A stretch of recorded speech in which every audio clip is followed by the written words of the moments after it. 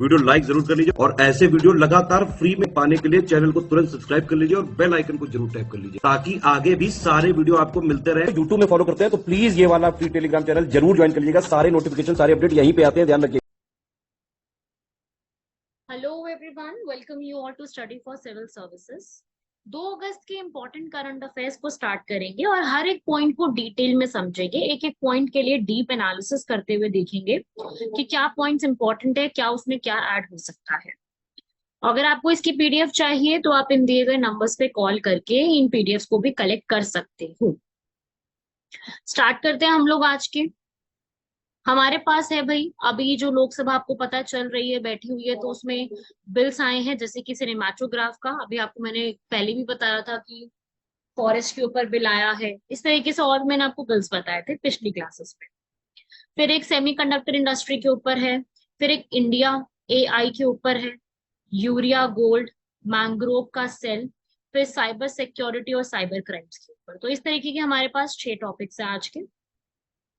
जैसे कि फर्स्ट है, अभी राज्यसभा में बिल पास हुआ है सिनेमाटोग्राफ अमेंडमेंट बिल का। सिनेमाटोग्राफ आपको पता है, सिनेमाटोग्राफ पिक्चर्स की फॉर्म में कहते हैं।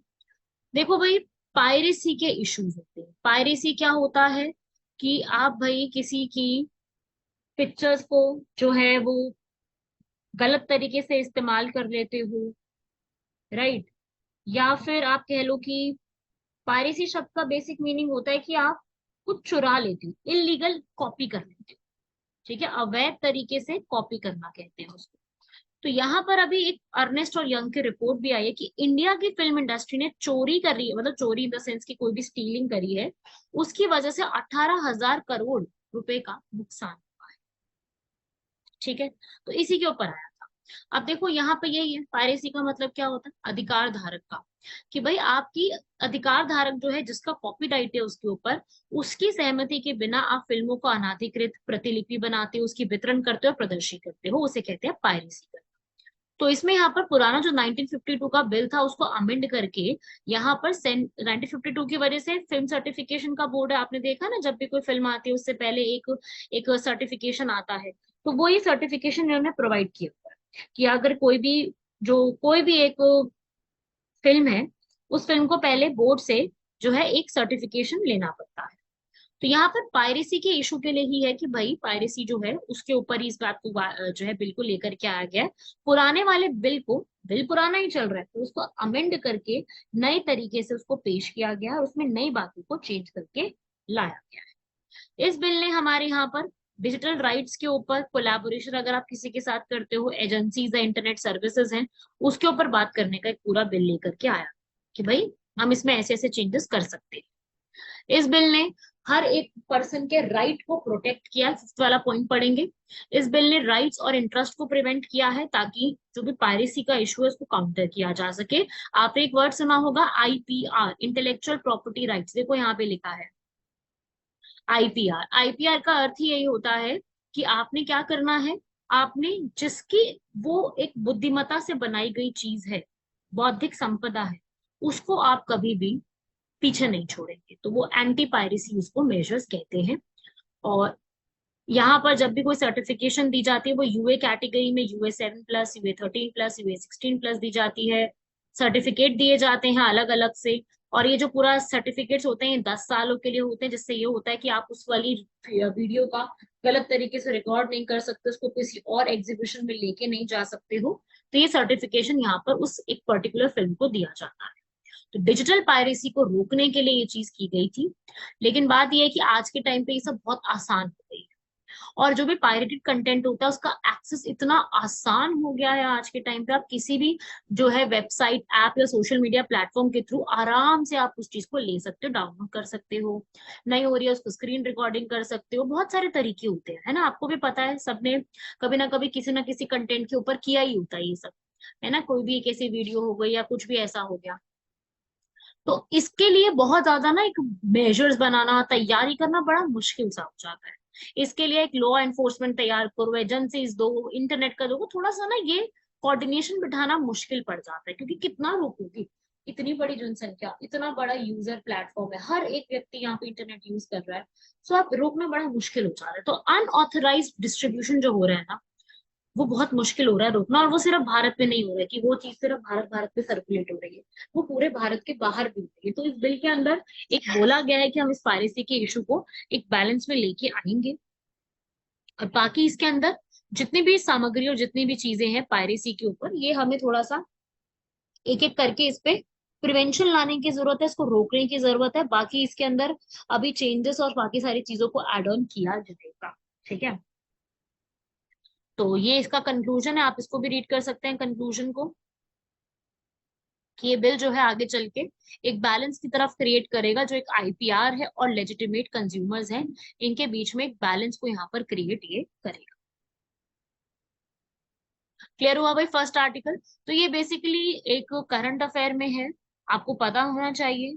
बाकी इसमें मेंस पे थोड़ा ज्यादा अगर हो सकता है पूछ लिया जाए कि पायरेसी क्या होती है, इससे जुड़ा हुआ कोई एग्जाम्पल देके पायरेसी के कॉन्टेक्ट को समझाइए, ऐसा मेंस में पूछा जा सकता है। ठीक है, अगला ये वाला है सेमीकंडक्टर इंडस्ट्री के ऊपर। देखो सेमीकंडक्टर की जो इंडस्ट्री है, अभी हाल फिलहाल में इसकी एक कॉन्फ्रेंस हुई है गांधीनगर गुजरात में, जिसमें ये बोला गया है कि सेमीकंडक्टर्स को अब हम चाहिए और हमारी 100 बिलियन डॉलर्स तक इसकी डिमांड पहुंच रही है, लेकिन अभी अपने पास सिर्फ 24 बिलियन डॉलर है। तो इतना अमाउंट कम में चल रहा है, क्योंकि कोविड 19 के समय मैन्युफैक्चरिंग बहुत टाइम से बंद थी। तो और इलेक्ट्रॉनिक्स की डिमांड उस समय तो बढ़ गई थी, क्योंकि आपको पता है कि उस समय घर से सब लोग काम कर रहे थे, तो इलेक्ट्रॉनिक्स की डिमांड बढ़ गई थी, लेकिन प्रोडक्शन हो नहीं रही है। तो डिमांड अगर किसी चीज की ज्यादा होगी और सप्लाई किसी चीज की पीछे से कम होगी, तो प्राइसेस भी बढ़ जाएंगे और उस चीज की लैक भी हो जाएगी, उस चीज की कमी भी होने लग जाएगी। तो इसी के लिए अगर आज के सिनेरियो की बात करें, तो सरकार को और भारत को अभी जो ये पूरी कमी है उसको ठीक करने की जरूरत है। उसके लिए यहाँ पर इन्वेस्ट इंडिया जो एजेंसी है, उन्होंने ये बोला है कि 2025-26 तक हम 300 बिलियन डॉलर की मैन्युफैक्चरिंग करना शुरू कर देंगे। तो यही चैलेंजेस फेस किया अभी सेमीकंडक्टर इंडस्ट्री ने। सेमीकंडक्टर एक इंपॉर्टेंट टॉपिक है, पर ये मेंस के लिए ज्यादा जरूरी है कि सप्लाई की जो चेन है वो बहुत डिस्टर्ब हो चुकी है कोविड 19 की वजह से। फिर कोविड 19 खत्म हुआ तो रशिया यूक्रेन का वॉर शुरू हो गया, ट्रेड डिस्प्यूट्स हो गए, जिसकी वजह से जो चिप्स होती हैं, जो सेमीकंडक्टर में लिथियम मटेरियल होता है, उसकी शॉर्टेज होनी शुरू हो गई। साथ ही साथ आज के टाइम पे स्किल्ड प्रोफेशनल जो है वो कम है और क्वालिफाइड इंडिविजुअल्स की अवेलेबिलिटी कम है। मतलब स्किल्ड प्रोफेशन की डिमांड ज्यादा है, लेकिन जो क्वालिफाई हो रहे हैं उसके लिए वो लोग कम है। तो जो एक गैप होता है ना, कि भाई जो डिजर्व करता है वो आगे आ नहीं पा रहा है, या इतनी ज्यादा लोग ही नहीं है जो इस चीज की डिमांड को समझते हैं, तो ये चीज जो है बहुत ज्यादा शॉर्टेज में आ रही है, स्किल गैप आ रहा है और शॉर्टेज में आ रहा है। साथ ही साथ ग्लोबल डिमांड वो भी बढ़ती जा रही है, क्योंकि ताइवान इसको बनाता है, ताइवान कट करके चिप एज टेक्नोलॉजी पूरी डेवलप करता है, तो ये ग्लोबल डिमांड उसकी बढ़ती जा रही है। और जितना भी ये चिप्स बनती है ना, ये जो हमारी सिम कार्ड हो गए, या जो हमारे लैपटॉप में लगती है, हमारे टैबलेट्स में लगती है, हमारे अलग आइटम्स में लगती है, वो जो चिप मेकिंग का पूरा एक जो पूरा एक होता है, इसके अंदर हमें बहुत ज्यादा अमाउंट में पानी की, अल्ट्रा शुद्ध पानी की आवश्यकता होती है, हद से ज्यादा शुद्ध पानी की आवश्यकता होती है। तो इसके लिए भी जो है हमारे एक बहुत बड़ा चैलेंज आ जाता है कि यार ये अगर चाहिए तो अपने को जो है पानी की जरूरत ज्यादा होगी। अगर एक जगह पानी हम यहाँ पे लगाएंगे तो बाकी जगह पे सूखा पड़ने के चांस बढ़ जाएंगे। और इसके लिए अपने को बिजली की सप्लाई भी बहुत अच्छी चाहिए, और ऐसी सप्लाई चाहिए जो हर वक्त आए। लेकिन क्या होता है, अगर उसमें एक सेकंड का भी बिजली का फ्लक्चुएशन होता है, कि बीच में एक सेकंड के लिए बिजली रुक गई फिर वापस से आई, वहां पर उतार चढ़ाव की वजह से इतना लाखों का नुकसान हो सकता है, तो ये बहुत दिक्कत हो जाएगी। तो हर कंपनी इसको अफोर्ड नहीं कर सकती है। समझे बात को? चैलेंजेस समझ में आया आप लोगों को? ठीक है, मैं बहुत डिटेल में एक एक पॉइंट को समझाऊंगी। ठीक है, अगर आपको ये वाली अगर वीडियो सही लगे कि भाई हाँ मैम ने एक एक पॉइंट को और अच्छे डीप से समझाया है, तो आप मुझे बताना जरूर कमेंट बॉक्स में। ठीक है, तो भारत की यहाँ पे यही पहल है कि अब हमें सेमिकॉन इंडिया प्रोग्राम शुरू करना है। 10 अरब डॉलर, देख रहे हो कितना ज्यादा अमाउंट दे रही है सरकार, इंसेंटिव दे रही है। जो भी सिलिकॉन की सेमीकंडक्टर की इंडस्ट्री बनाएगा, अपन उसको क्या देंगे, थोड़ा सा इंसेंटिव देंगे, बेटर बना के देंगे उसको, हम लोग सपोर्ट देंगे। और उसी से पहले 2021 में सरकार ने 76,000 करोड़ का यहाँ पर इंडिया सेमीकंडक्टर मिशन भी स्टार्ट किया था। और प्रोडक्शन लिंक्ड इंसेंटिव, इसे कहते हैं PIL स्कीम, मतलब कि आपने अगर जो आज की डिमांड है उसके ऊपर अगर आप कुछ यहाँ पे नया कर रहे हो, उसके ऊपर आप पहल कर रहे हो, तो उसके लिए आपको प्रोडक्शन करने पे कुछ इंसेंटिव्स भी दिए जाएंगे। तो ये तो खैर अच्छी चीज है, अगर लीग से हटके कोई व्यक्ति काम करता है तो उसे इंसेंटिव भी यहाँ पर प्रोवाइड करवाए जाएंगे। तो ये कुछ प्रोग्राम्स चल रहे हैं सेमीकंडक्टर्स के ऊपर इंडिया की तरफ से। कल को मेंस में क्वेश्चन आता है कि व्हाट इज अ सेमीकंडक्टर, कहाँ पे इसका यूजेज है, what are the challenges and what initiatives have been taken by India, कि इसकी आपको चुनौतियां भी समझानी है और भारत ने क्या क्या इस चीज के लिए पहल ली है वो भी समझानी। तो ये सारी चीजें आपके सामने लिखी है, आप इनका स्क्रीनशॉट भी ले सकते हो, आप इनको लिख भी सकते हो।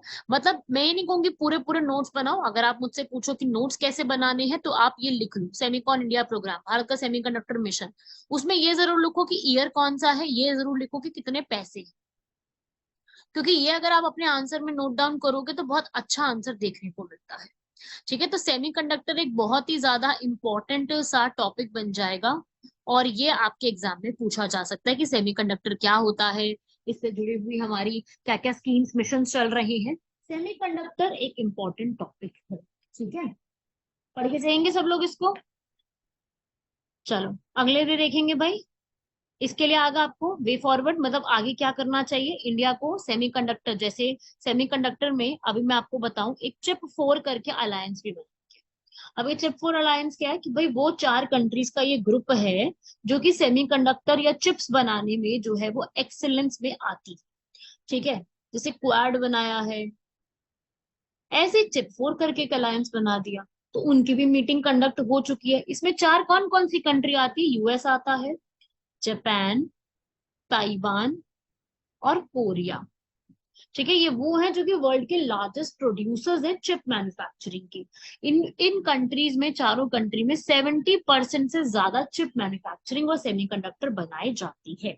इन्हें चिप 4 भी कहते हैं, इन्हें फैब 4 भी कहते हैं। समझे बात? तो यहाँ पर अगर कल को अपन भी यहाँ पर इसमें चिप 4 में शामिल होते हैं, या अगर हम इसमें डेस्टिनेशन बनना चाहते हैं आगे के समय में, तो इसके लिए हमें आगे जो है वो मौका लेना चाहिए। ग्लोबली प्लेयर्स को इन कंट्रीज से प्राइवेट पार्टनरशिप को इंक्रीज करना चाहिए, और गवर्नमेंट को भी वो पॉलिसीज यहाँ पे बनानी चाहिए जिससे ट्रेड और फॉरेन पॉलिसी भी आगे कोलैबोरेशन में आ सके। तो ये है कुछ इंपॉर्टेंट चीजें जो हम यहाँ पर इंक्रीज में लेके आ सकते हैं। नेक्स्ट आता है भाई इंडिया AI। अब इंडिया और AI जो है, AI नाम से मेटा इंडिया, इन्होंने यहाँ पर AI आर्टिफिशियल इंटेलिजेंस, पता है ना आर्टिफिशियल इंटेलिजेंस आपको, जब आप कोई भी चीज जो है आप बोलोगे आर्टिफिशियल इंटेलिजेंस को, अब आपको टाइप करके दे देगी। आप मान लो कोई मेंस का आंसर लिखवाना चाहते हो, आप कोई प्री का क्वेश्चन का आंसर लिखवाना चाहते हो, बताना चाहते हो, तो वो आपको आप वहां पे डालोगे और आपको सारी इंफॉर्मेशन मिल जाएगी।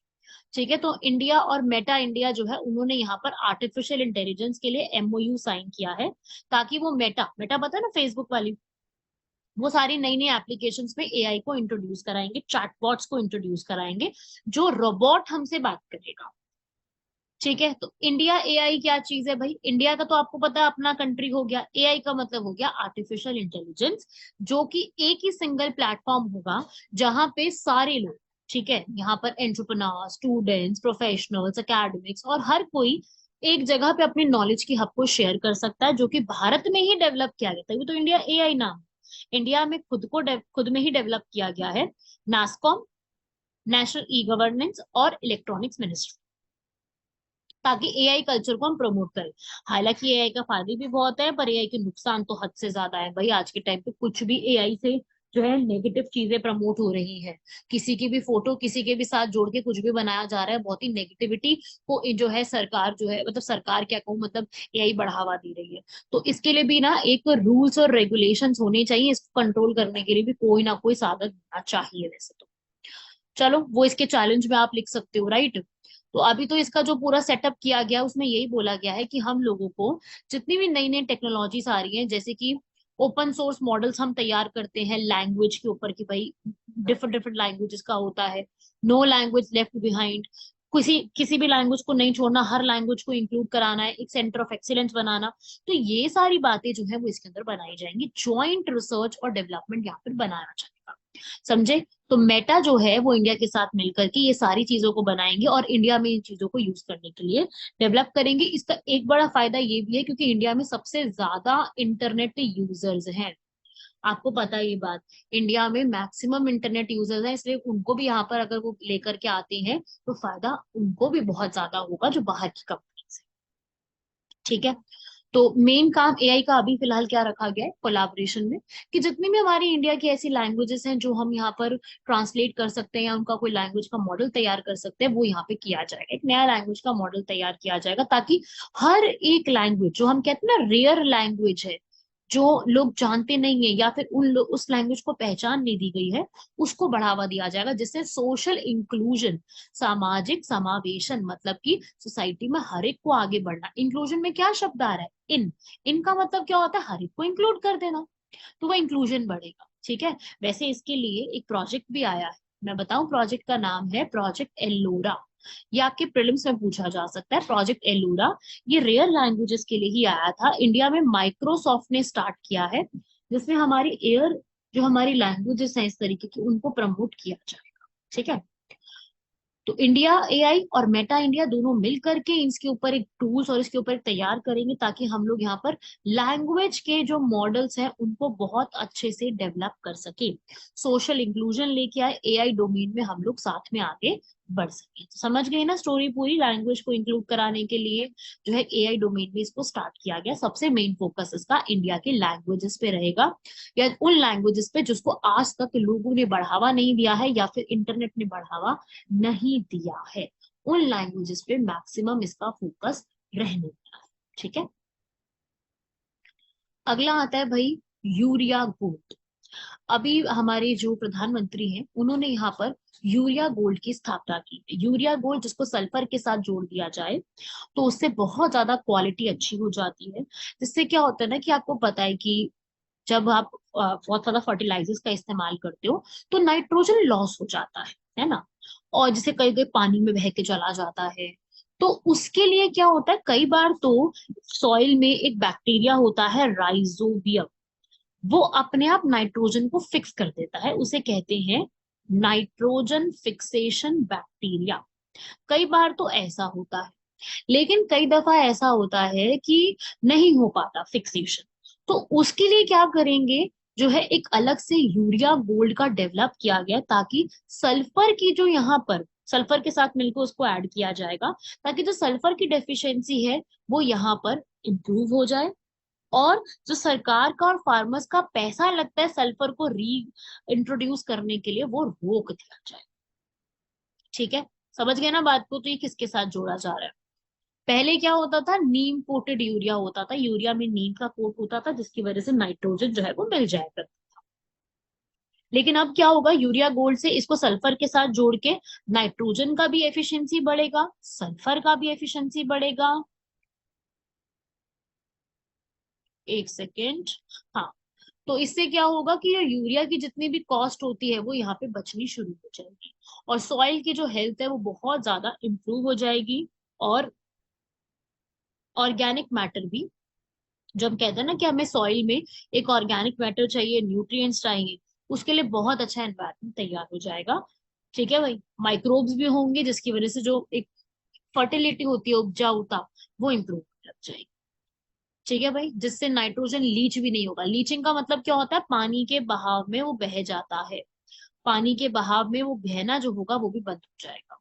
ठीक है। वो पानी का बहाव क्या होता है, वो जाके किसी ग्राउंड वाटर में मिल गया, किसी जगह और मिल गया, जिसकी वजह से ग्रीन हाउस गैसेस बढ़ने लग गई, तो ये सब भी कम होना शुरू होगा। और जो हमारी सॉइल होगी वो और ज्यादा टॉलरेंट होगी, न्यूट्रिशन बढ़ेगा क्रॉप में, और सरकार में और फार्मर्स का जो पैसा लगता है इसके ऊपर उसको रोक दिया जाएगा। तो यूरिया गोल्ड एक ऐसा प्रोडक्ट आया है जो हर क्रॉप के लिए बेस्ट है, हर एक क्रॉप के लिए ये काफी फायदेमंद अपने को साबित होगा। तो ये एक टॉपिक है, याद रखिएगा, किसके साथ मिक्स हो रहा है, इसके फायदे क्या है वो पता होनी चाहिए। ठीक है। चलिए, अगला आता है मैंग्रोव सेल्स। अभी आपको पता है कि मैंग्रोव सेल जो है अभी इंटरनेशनल डे मैंग्रोव्स का था, उसके ऊपर वेस्ट बंगाल की सरकार ने इनिशिएटिव लॉन्च किया। क्यों वेस्ट बंगाल ने? क्योंकि वेस्ट बंगाल में सबसे ज्यादा ग्रो किए जाते हैं मैंग्रोव्स, मतलब किए नहीं जाते, वो अपने आप ग्रो होते हैं। देखो, एक रिवर है जो कि फ्रेश है, मीठे पानी की फ्रेश रिवर है, वो जाकर के सॉल्टी वाटर में मिक्स हो जाती है, उस एरिया में मैंग्रोव्स ग्रो होते हैं। ठीक है, यहाँ से ब्रह्मपुत्र गंगा ब्रह्मपुत्र मिलने पे मेघना, वो जाके बे ऑफ बंगाल में जब मिलने लगती है, उससे पहले उस रीजन में वेस्ट बंगाल के सुंदरबंस में मैंग्रोव्स ग्रो होते हैं। इसीलिए वेस्ट बंगाल को मैंग्रोव स्टेट भी कहा जाता है। उसके लिए एक मैंग्रोव सेल बनाया जाएगा जो मैंग्रोव्स के टेक ओवर करेगी, मैंग्रोव्स को लुक आफ्टर करेगी। लुक आफ्टर का मतलब क्या होता है? उसकी देख रेख करना। वहां पे जो एनजीओज हैं, प्राइवेट सेक्टर है, उन सबसे कोलैबोरेट करेगी, और ऐसी बुक्स पब्लिश करेगी, उस टॉपिक पर रिसर्च करना शुरू करेगी, जिसकी वजह से हम मैंग्रोव को बचा सकते हैं, क्योंकि मैंग्रोव्स हमें बहुत फायदा देते हैं। मैंग्रोव्स का अपने को इतना ज्यादा फायदा है कि कल को इस बे ऑफ बंगाल के रीजन में साइक्लोन्स आते हैं, इस बे ऑफ बंगाल के रीजन में बहुत ज्यादा सुनामी आती है, तो मैंग्रोव उसको रेसिडेंशियल एरिया में आने से पहले ही रोक देते हैं। ठीक है, क्योंकि इनकी जो रूट्स होती है ना, वो इतनी ज्यादा धसी होती है अंदर की तरफ, ये उखड़ नहीं पाते हैं उस समय। समझे बात को? इतनी तेज हवा चलने पर भी वो उखड़ नहीं पाते हैं। तो इससे क्या है, मैंग्रोव जो है वो कोस्ट लाइन पे उगते हैं। देखो इधर रीड करो सब लोग, फर्स्ट लाइन। अगर कल को मैंग्रोव पे क्वेश्चन आता है, आप इस वाली लाइन को, इस वाली जो है ये डेफिनेशन को पूरा इस्तेमाल कर सकते हो। ये आपकी डेफिनेशन है। एक छोटा पेड़ या झाड़ी की तरह होता है जो समुद्र के तट के किनारे होता है, जो लवणीय तलछट में होता है, सॉल्टी सेडिमेंट्स में होता है। तो सॉल्टी सेडिमेंट्स का यहाँ पर मतलब है कि ये फ्रेश वाटर है और ये यहाँ पर सॉल्टी वाटर है, तो ये अच्छी खासी सॉल्ट को भी यहाँ पर झेल सकता है। ऐसा नहीं कि इसकी रूट खराब हो जाती है, झेल पाता है सॉल्ट को, हाँ ज्यादा भी नहीं। 27 से 30% सॉल्ट को झेल सकता है, इससे ज्यादा होगा तो ये भी नहीं झेल सकता। ठीक है भाई, मैंग्रोव्स कहते हैं उस जगह पे रहने वाले सारे ट्रीज को मैंग्रोव्स बोले जाते हैं। ये भारत के सारे शोर लाइन जो होती है ना, कोस्ट लाइन, तटीय रेखा पे आपको मिलेंगे। वैसे भारत की तटीय रेखा अपनी कितनी है? 7516.6 किलोमीटर। तो उस हिसाब से अपने काफी हिस्से में मिलता है, लेकिन सबसे ज्यादा मिलते हैं वेस्ट बंगाल में, सुंदरबन में। ठीक है, तो यही बात है कि सबसे प्रमुख विशेषता क्या है कि अत्यधिक लवणीय है, अगर मतलब कि वहां पर बहुत ज्यादा सॉल्ट है, और ऑक्सीजन वाले वातावरण में भी अच्छे खासे जीवित रह सकते हैं। और ये जटिल लवण जो होते हैं, जटिल जल प्रणाली में रहने पर भी अच्छा खासा लवण का निष्पादन कर सकते हैं। ठीक है भाई, और इस जगह पे ऑक्सीजन बहुत कम होता है। ऑक्सीजन जो है वो मैंग्रोव के रूट्स कलेक्ट करती है, और फिर जाके एटमॉस्फेयर से लेकर के रूट्स में कलेक्ट करके रख देती है। ठीक है भाई, तो इस तरीके से मैंग्रोव्स का ये बहुत फायदा आपको देखने को मिलेगा। मैंग्रोव्स जो है वो एक तरीके से जो है डेजर्ट के प्लांट्स की तरह होते हैं। डेजर्ट प्लांट भी अपना स्टोर करके रखते हैं पानी को, मैंग्रोव स्टोर करके रखते हैं ऑक्सीजन को अपनी रूट्स में। ठीक है, तो मैंग्रोव जो है वो नेचुरल बैरियर की तरह काम करते हैं। क्या होते हैं नेचुरल बैरियर? तूफान लहरों से बचाते हैं, कटाव को कम करते हैं, स्थिर रहते हैं वहीं पर ही, और बचाने की पूरी कोशिश करते हैं। और यहीं पर आपको बहुत अच्छे अमाउंट में फ्लोरा एंड फौना मतलब कि जो आपको वनस्पति और जीव जो है वो बहुत ज्यादा मिलेंगे। बर्ड्स, फिश बाहर से भी आती हैं, माइग्रेटरी होते हैं ना, जो प्रवासी बर्ड्स होती हैं, वो भी खूब इधर आती हैं। और अच्छी खासी फिशेस भी यहाँ पर ग्रो करने को मिलेंगी, जिससे जो हमारा मरीन सिस्टम होता है, हमारा जो पूरा प्लांट्स का सिस्टम है, वो भी अच्छा खासा ग्रो कर पाता है। ठीक है भाई, तो इस तरीके से ये फिल्टर करने में भी मदद करते हैं। मूंगा चट्टान क्या होती है भाई? Coral reefs. कोरल रीफ्स का टॉपिक आता है सबको या नहीं? नहीं आता तो मुझे कमेंट बॉक्स में बताओ, इस टॉपिक को पढ़ना बहुत जरूरी है। हर बार यूपीएससी, बीपीएससी या यूपीपीसीएस इसके ऊपर सवाल अच्छा खासा करते हैं कि ये क्या होती हैं। तो ये मैंग्रोव जो होते हैं, ये कार्बन सिंक करते हैं, कार्बन को यहाँ पर अच्छा खासा जो है एटमॉस्फेयर में रह रही कार्बन को हमें बचाते हैं, और अपने आप में सोख लेती है। तो अपनी जो कार्बन के एमिशन की जो टारगेट है उसको पूरा करने में ये मदद करती है। ठीक है भाई, क्लाइमेट चेंज में वही हो गया ना, ग्रीन हाउस गैसेस, वही कार्बन डाइऑक्साइड वाला जो बताया आपको। फिर हमारे बहुत सारे जो रहने वाले वहां के लोग हैं, वो मैंग्रोव्स पे डिपेंड करते हैं, फिशरीज पे, फ्यूल पे, मेडिसिन पे, क्योंकि वहां पे बहुत ज्यादा अमाउंट में फॉरेस्ट होते हैं। ठीक है, तो चाहे मैंग्रोव 0.1% ही अर्थ के ऊपर, लेकिन 10 गुना ये कार्बन को स्टोर करने की क्षमता रखती है। और ये हमें स्टॉर्म, सुनामी, डैमेज करना, और जो लहरें आती हैं उन सब से काफी हद तक बचाते हैं। और ये फ्लड के रिस्क को भी कंट्रोल करते हैं। हर साल 15 मिलियन लोगों को बचाते हैं। 15 मिलियन लोगों को बचाने का अर्थ है कि 65 बिलियन डॉलर की प्रॉपर्टी को बचाते हैं। तो इसी के लिए वेस्ट बंगाल की सरकार ने क्या बनाया है, वेस्ट बंगाल मैंग्रोव सेल। आप रीड करो इधर, ये जो है मैंग्रोव सेल बनाया गया है। क्वेश्चन आएगा किसने बनाया है, क्या फायदे हैं, तो वो आपको याद रखना है। क्योंकि मैंग्रोव्स हमारे लिए, उसके फायदे बहुत ज्यादा है, इसलिए हमें उसको बचाने के लिए एक सेल भी बनाना पड़ेगा। क्योंकि जो क्लाइमेट चेंज अभी हो रहा है उससे अगर आज के समय में मदद नहीं की जाएगी तो फिर आगे बहुत मुश्किल हो जाएगा। अर्थ का टेम्परेचर वैसे भी अपने को 1.5 डिग्री सेल्सियस तक रखना है, अगर इससे एक्सटेंड करेंगे तो वैसे भी नुकसान होना है अपने को। ठीक है, चलिए लास्ट का आर्टिकल, एक रिपोर्ट आई है भाई, साइबर सिक्योरिटी और साइबर क्राइम्स में जो इतने इंसिडेंट बढ़ते जा रहे हैं उसके ऊपर रिपोर्ट आई है। साइबर क्राइम का अर्थ आप जानते हैं, सब लोगों ने सुना हुआ है कि भाई आप एक किसी की प्रिवेसी, आप किसी के किसी भी कंप्यूटर का नेटवर्क का दुरुपयोग करके उसके साथ स्कैम कर रहे हो, उसके साथ फ्रॉड कर रहे हो, उसकी इंफॉर्मेशन को स्टील कर रहे हो। उसके ऊपर एक रिपोर्ट आई है कि भाई साइबर क्राइम क्या है या किस हद तक रुका है। तो देखो भाई, 2022 में ये बताया गया है कि 13 मिलियन साइबर सिक्योरिटी के इंसिडेंट आए, जो कि अपने आप में बहुत ज्यादा है। ठीक है, और इसमें से जो पूरा ऑडिटिंग किया, ऑडिट का मतलब कहाँ कैसे कैसे सारा हुआ, ये कुछ ही बैंक कर पाए। तो इस रिपोर्ट ने भाई साफ सीधी ये बात बताई है कि अपने को क्या करना पड़ेगा, कि इनको रोकना पड़ेगा। इनको रोकने के लिए क्या करेंगे हम लोग, एक संरचना स्थापना करनी होगी। अगर किसी ने शिकायत करी है कि उसके पास साइबर क्राइम हुआ है तो उसके लिए उसको एक अलग से निवारण केंद्र बनाना पड़ेगा, उसकी क्षतिपूर्ति भी करनी पड़ेगी। ऐसा नहीं कि सिर्फ शिकायत दर्ज कर ली, उस पर कुछ हुआ नहीं है। ठीक है, उसकी क्षतिपूर्ति भी करनी है। और सेंटर और स्टेट को आपस में मिलके काम करना होगा। सारे और कंट्रीज जो इसके ऊपर कंट्रोल ऑलरेडी कर चुकी है उनके मॉडल से प्रेरित होकर अपने आप भी ऐड करना होगा। ठीक है, फॉरेंसिक लैब्स को यहाँ पर इंट्रोड्यूस कराना पड़ेगा। थर्ड पार्टी की सहायता चाहिए तो वो भी ले सकते हो, लेकिन अगर थर्ड पार्टी यहाँ पर काम कर रही है तो उसका काम भी देखना पड़ेगा। ऐसा नहीं थर्ड पार्टी आपका सारा जो है पैसा लेके जा रही है या फिर आपकी सारी गाइडलाइंस और स्टैंडर्ड्स को तोड़ के जा रही है, उसको रोकना पड़ेगा। तो जितने भी यहाँ पर गूगल, एप्पल, माइक्रोसॉफ्ट, उनके साथ हम अपनी सारी ऐप शेयर करते हैं, हमारी सारा डेटा उनके पास है, उस पर नजर रखना भी तो जरूरी है ना, वही बात है इसमें भी। ठीक है, तो उसके लिए साइबर प्रोटेक्शन अथॉरिटी की स्टैब्लिशमेंट करनी, ताकि भारत के सारे साइबर क्राइम्स को रोका जा सके, फ्रॉडस्टर को रोका जा सके। एथिकल हैकर्स को लेकर के आए। एथिकल हैकर्स भी एक बहुत अच्छी एक पोस्ट होती है, जो कि आप किसी के साथ गलत हो रहा है तो उसको रोकोगे, किसी और के कंप्यूटर में घुस के आप उस चीज को स्टॉप करोगे और उस इंफॉर्मेशन को अपने फायदे के लिए इस्तेमाल ना करके सरकार के लिए इस्तेमाल करोगे। ये बहुत एक अच्छी एक कोर्स होता है इसका, प्रॉपर एथिकल हैकिंग का। ठीक है, ये सरकार के साथ मदद करने के लिए। तो ये भी सरकार को बढ़ावा देना चाहिए। आधे लोगों को तो पता ही नहीं होता है, सब लोग उसको गलत मानते हैं। तो ये भी एक सरकार को बढ़ावा देना चाहिए ताकि हम लोग एक अच्छा एनवायरनमेंट भी तैयार कर सकें। ठीक है भाई, तो बहुत सारे तरीके के होते हैं। कभी आपके फोन में कोई वायरस घुस गया, आपने कोई लिंक जो है वो क्लिक कर दिया और उसके बाद आपके फोन में कोई वायरस घुस गया, तो उसकी वजह से आपका जो है वो पूरा सिस्टम खराब हो गया है। ठीक है, कोई वायरस हो गया, कोई स्पाईवेयर हो गया जो आपकी पूरी चीजों पर नजर रख रहा है उसी समय। ठीक है, उसके अलावा बॉट्स, बॉट समझते हैं ना सब लोग कि आपको जो है सर्विस नहीं दे रहे हैं, जबरदस्ती कोई चीज चोरी हो गई, आपने किसी का यूएसबी का ड्राइव यूज कर लिया और आपके गया उसके अंदर, फोन के अंदर गया तो हो गया पूरा, आपका सारा का सारा डेटा उसके पास ट्रांसफर हो गया। आपने कोई ओटीपी शेयर कर लिया, आपने कोई एक नंबर किसी के साथ शेयर कर दिया, आपका सारा डेटा चला गया। आपने कुछ लिंक पे एक जो आया आपको मेल आईडी पे आया या आपके व्हाट्सएप पे आया या आपके किसी भी जगह पे आया, आपने वहां पे क्लिक कर दिया, आपने इन्फॉर्मेशन दे दी, आपका सारा पैसा चला गया या आपके साथ साइबर क्राइम हो गया। तो ये तो बहुत काम है। फिशिंग तो इतना कॉमन चीज है ना भाई, इतनी कॉमन होने लगी थी भारत में एक समय हद से ज्यादा।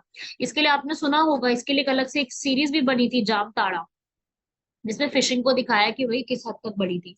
तो वही चीजें हैं। ठीक है, जामताड़ा एक सीरीज बनी थी, नेटफ्लिक्स पे है ये आज भी। तो ये सब चीजें बहुत होती, उसको रोकने के लिए सरकार की एक रिपोर्ट आई थी। ठीक है भाई, चलो।